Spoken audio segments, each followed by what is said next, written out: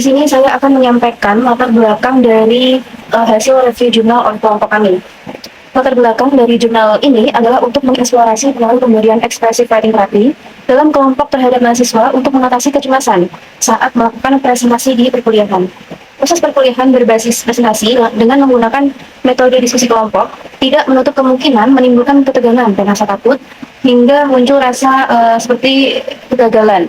Presentasi dapat dikatakan semacam tekanan pada mahasiswa yang akhirnya berdampak menjadi kecemasan.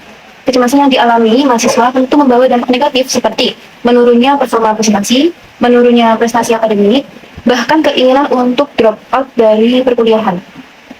Peran dari ekspresi writing ini menangani permasalahan sebagai refleksi pikiran dan perasaan negatif mahasiswa terhadap peristiwa kurang mengenakan yang mereka alami selama proses perkuliahan, termasuk dalam proses pembelajaran untuk menyelesaikan tugas presentasi seperti itu.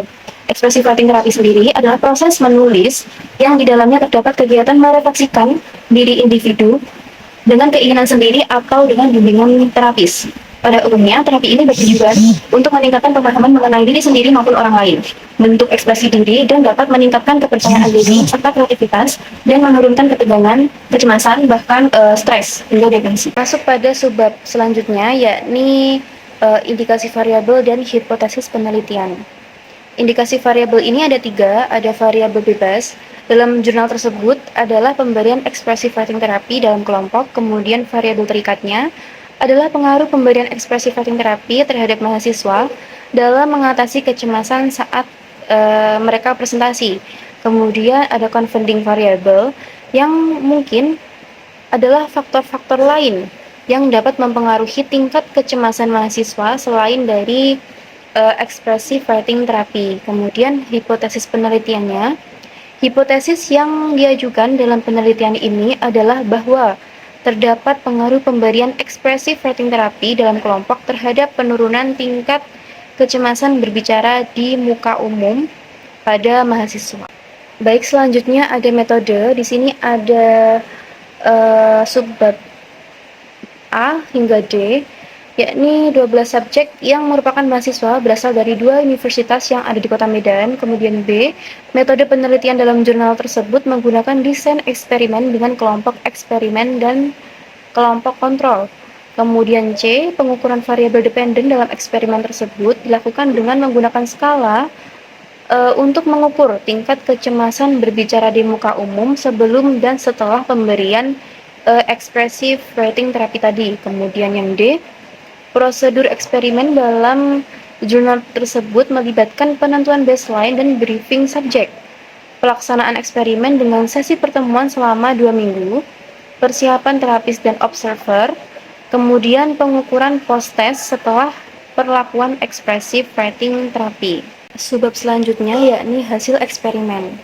Hasil penelitian eksperimen dalam jurnal tersebut menunjukkan bahwa terdapat penurunan yang signifikan tingkat kecemasan berbicara di muka umum pada kelompok eksperimen setelah diperlakukannya ekspresif writing terapi tersebut.